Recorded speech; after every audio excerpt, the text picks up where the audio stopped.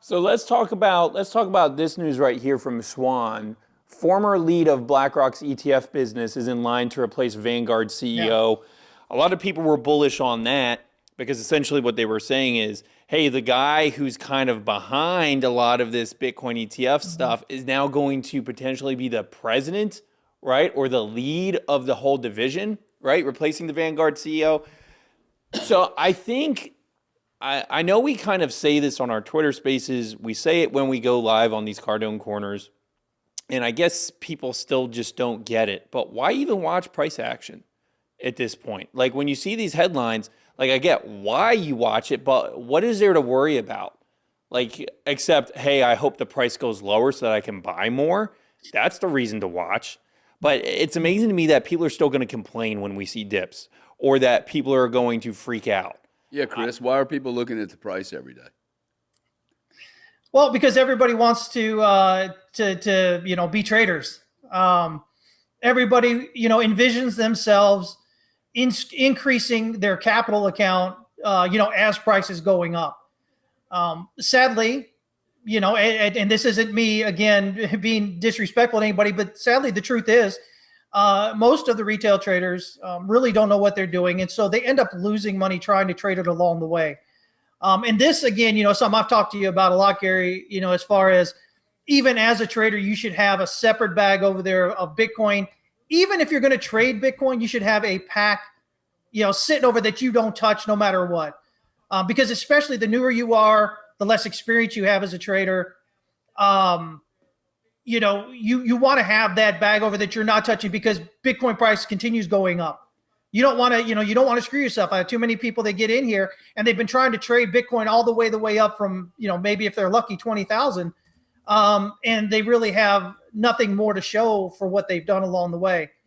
And I think that's where you have to be kind of realistic when you're in the market. It doesn't mean you can't learn to trade. Obviously, we teach people to trade every day. But it means, that does take a certain discipline, a certain focus, a certain commitment to learn how to do. Which most people, really don't expect, and they don't want to put that kind of effort into it. So, depending on however you're looking at it, I mean, gosh, I said it in 2017, January, when I first came into crypto, I said that Bitcoin is the opportunity, right? It is the one opportunity, generational, once in a century, whatever you want to call it, this one time that most people who are alive right now are going to have. There's been nothing like this, and you don't want to screw it up, right? You don't want to screw up your opportunity to be a part of this. So that's kind of how I look at it. I think the concept of, hey, don't screw it up would be my first principle. Like if I'm looking at this market, my first principle is do not fuck this up, okay? This is a cool opportunity. It's an opportunity I have been searching for 30, 40, 50 years, my whole career, dude.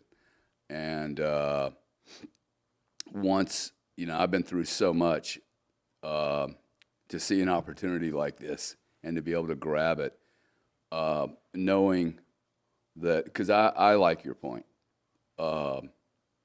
And Chris does the day trading for a living. He's really good at it. He's got a multitude of degrees. He's been doing this, and this is what he wants to do. But for me, this news here, the fundamentals of Wisconsin and other states, every state is going to buy Bitcoin. Every state, maybe not California.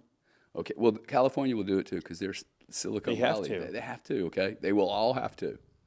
And to look at this, to know that my sister, 75 years old, can get in front of this train, still today, that we can still get in front of this train. $63,000, $64,000, $65,000, I don't care, man. Like, this thing cannot be, I keep saying, hey, it's a $1.3 trillion asset going to $3 trillion. And the funny thing is, the more it strengthens, the more the pensions are going to come in. Now, what's going to be really interesting is if we're all right and Bitcoin's price is 100, 150,000, do these pensions do a reallocation? Because the percentage of their AUM I mean, I just saw a small pension do 23% of their AUM.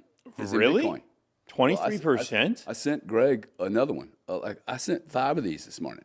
Okay, didn't see the 23% pension of their one. AUM.